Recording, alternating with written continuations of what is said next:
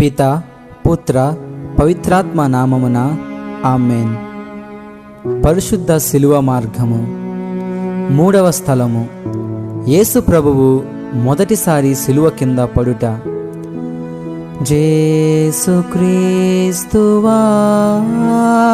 మిమ్మును ఆరాధించి మీకు స్తోత్రము చేయుచున్నాము.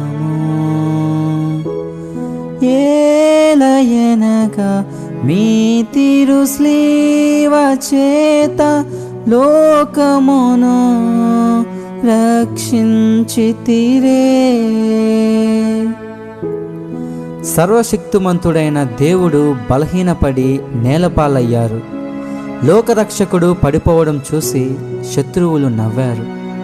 మేము పాపములలో పడిపోయినప్పుడు, సమాజం మమ్మల్ని వెలివేసినప్పుడు మాకు తిరిగి లేచే ధైర్యాన్ని ప్రసాదించండి.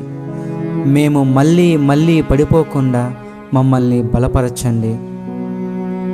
ప్రార్థన.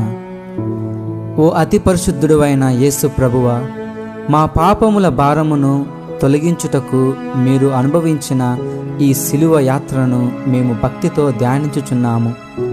ఈ ధ్యానము ద్వారా మా హృదయాలను మార్చుకునే వరమును, మా శిలువను సంతోషముతో మోసే ధైర్యమును మాకు ప్రసాదించండి.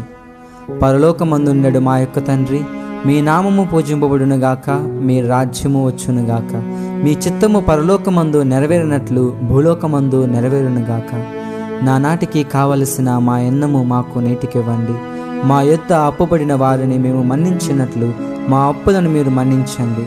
మమ్ము శోధన యందు ప్రవేశింపనివ్వక కీడులో నుండి మమ్ము రక్షించండి. ఆమేన్.